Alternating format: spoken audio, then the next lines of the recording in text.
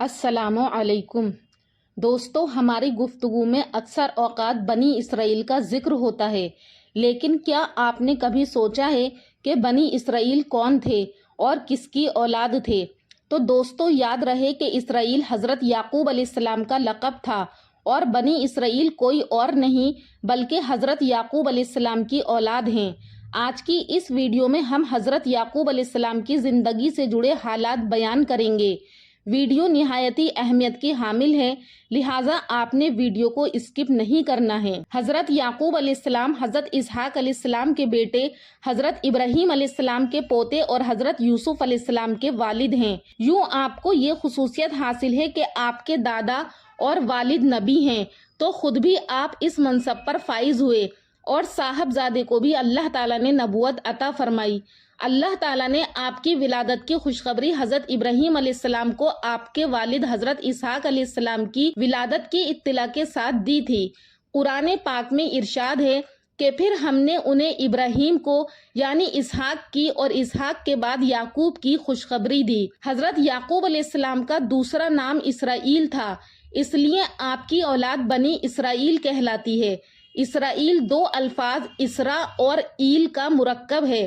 اسرا عبد کو کہتے ہیں اور ایل کے معنی اللہ کے ہیں، تو یوں اسرائیل کا مطلب ہوا اللہ کا بندہ۔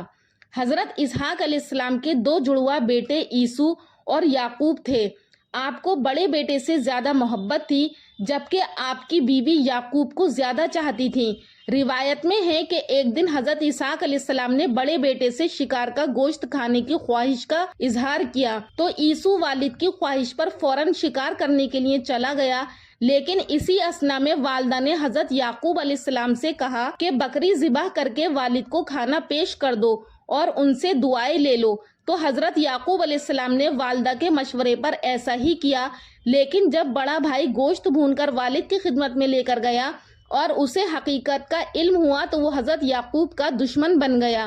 والدہ نے جب یہ دیکھا تو انہوں نے حضرت یعقوب کو فوری طور پر اپنے ماموں کے پاس عراق کے شہر حران جانے کی ہدایت کی۔ حضرت اسحاق علیہ السلام کو بھی عیسو کی ناراضگی کا علم تھا، لہٰذا انہوں نے بھی اس مشورے کی تائید کی اور پھر حضرت یعقوب علیہ السلام اس روز رات کے پہلے پہر ماموں کے پاس جانے کے لیے نکل کھڑے ہوئے۔ حضرت یعقوب اس رات اور دوسرے دن چلتے رہے اور پھر رات کے کسی پہر ایک گاؤں کے باہر جنگل میں ایک پتھر کو تکیے کی جگہ سر کے نیچے رکھ کر سو گئے۔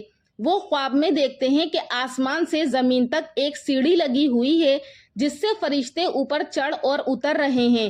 اسی دوران اللہ تعالیٰ حضرت یعقوب علیہ السلام سے مخاطب ہو کر کہتا ہے کہ میں تجھ کو عنقریب برکت دوں گا اور تیری اولاد کو کثیر کر دوں گا، یہ زمین تیرے لیے کر دوں گا اور تیرے بعد تیری اولاد کے لیے بھی۔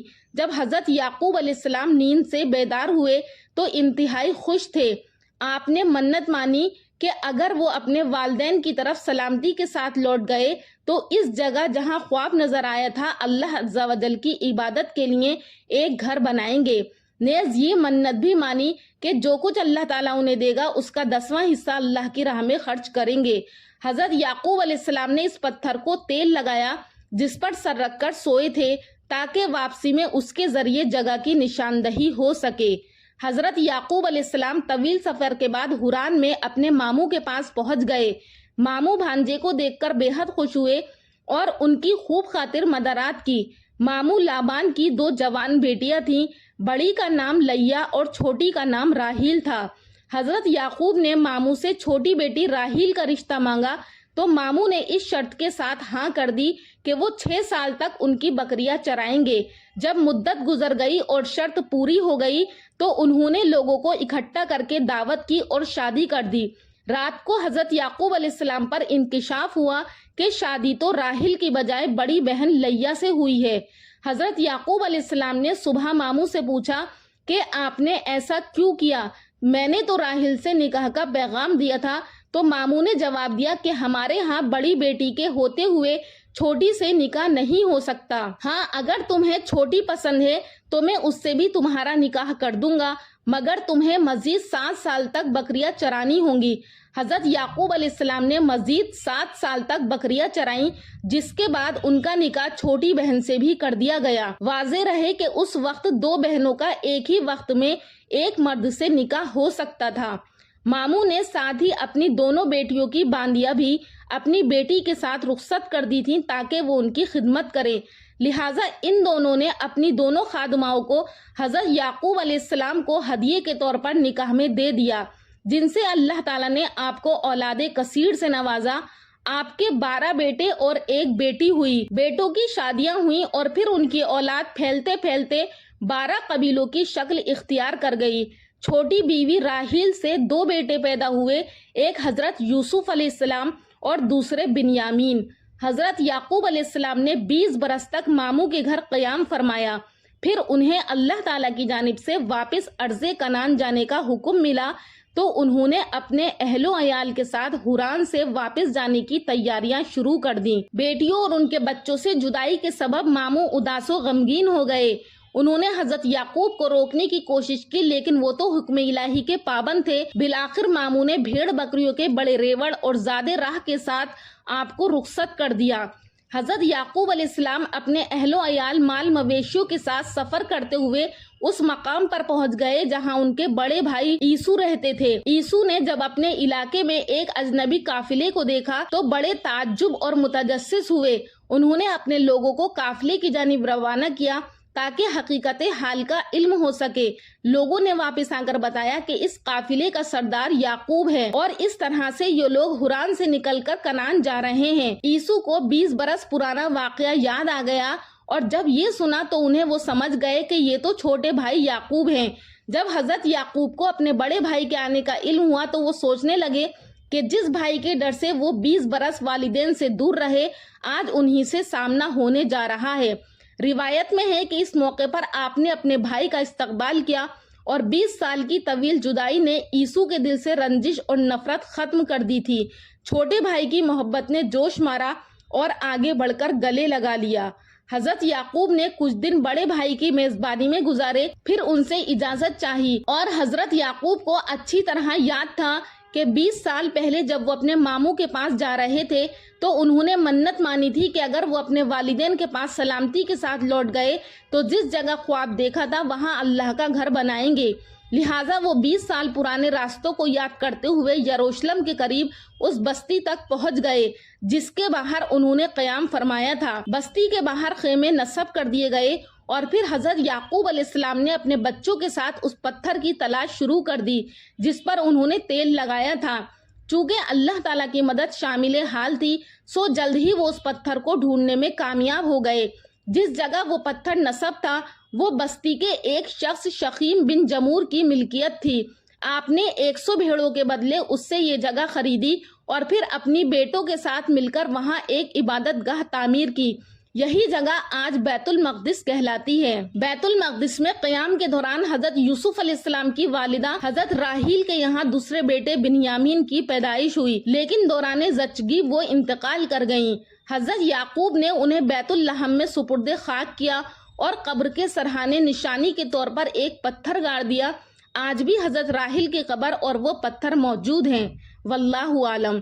حضرت یعقوب کو اپنی بیوی حضرت راحیل سے بہت محبت تھی، لہٰذا ان کے انتقال سے انہیں سخت صدمہ پہنچا اور وہ بیت المقدس کی سکونت ترک کر کے اپنے والد کے پاس جبرون چلے گئے۔ یہ وہی جگہ ہے جہاں آپ کے دادا حضرت ابراہیم بھی سکونت پذیر تھے۔ اس دوران بڑے بھائی عیسو بھی وہاں پہنچ چکے تھے۔ حضرت اسحاق نے دونوں بیٹوں کی موجودگی میں 180 سال کی عمر میں وفات پائی۔ حضرت یعقوب کو چھوٹی بیوی سے ہونے والے 2 بیٹوں یوسف اور بنیامین سے بے حد محبت تھی اور انہیں ہمیشہ اپنے ساتھ رکھا کرتے تھے۔ سوتیلے بھائیوں کو یہ بات بہت بری لگتی تھی اور وہ ان دونوں بھائیوں کو رنج و تکلیف پہنچانے کا کوئی موقع ہاتھ سے نہ جانے دیتے تھے۔ حضرت یعقوب علیہ السلام جانتے تھے کہ بڑے 10 بھائی ان دونوں سے حسد کرتے ہیں۔ حضرت یعقوب نے اپنی زندگی کا بڑا حصہ رنج و غم میں گزارا۔ ابھی نوجوان ہی تھے کہ بڑے بھائی کے خوف سے والدین کو چھوڑنا پڑا اور 20 برس دیار غیر میں گزارے۔ بڑھاپے میں بڑی بیوی سے ہونے والے 10 بیٹوں کے ہاتھوں حضرت یوسف علیہ السلام کو دی جانے والی تکالیف اور طویل جدائی نے انہیں شدید اذیت پہنچائی۔ وہ حضرت یوسف کی جدائی کے سبب 40 سال تک انہیں یاد کر کے روتے رہے، یہاں تک کہ ان کی بینائی زائل ہو گئی۔ حضرت یعقوب علیہ السلام کی وفات کا وقت قریب آیا تو آپ نے اپنے سب بیٹوں کو جمع کیا اور ان سے پوچھا کہ میرے بعد تم کس کی عبادت کرو گے؟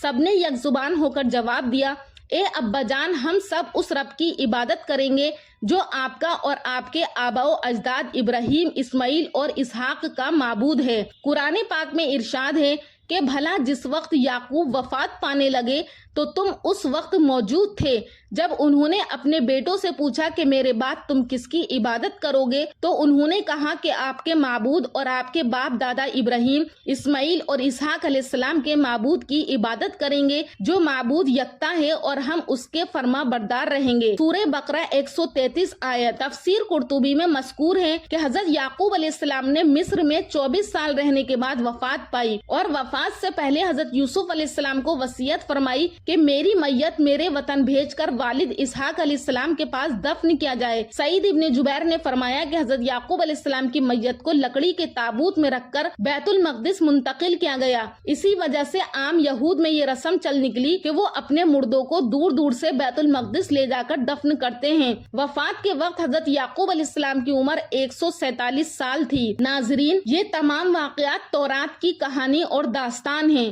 قرآن عزیز ان تفصیلات کے حق میں قطعاً خاموش ہے اور صرف حضرت یعقوب علیہ السلام کے جلیل القدر نبی، صاحب صبر و عظیمت، اور یوسف علیہ السلام کے برگزیدہ باپ ہونے کا ذکر کرتا ہے، اور اسی ضمن میں نام لیے بغیر یوسف علیہ السلام کے دوسرے بھائیوں کا بھی ذکر قرآن میں آ جاتا ہے۔ دوستو، یہ تھے حالات و واقعات حضرت یعقوب علیہ السلام کی زندگی کے۔ ہم اپنی اگلی ویڈیو میں انشاءاللہ حضرت یوسف علیہ السلام کی زندگی کے حالات بیان کریں گے، لہٰذا آپ نے ہماری آنے والی ویڈیوز بھی لازمی دیکھنی ہیں، اور جانے سے پہلے ہماری آج کی اس ویڈیو کو ضرور لائک کیجیے گا۔ ملتے ہیں اگلی ویڈیو میں، تب تک کے لیے اللہ حافظ۔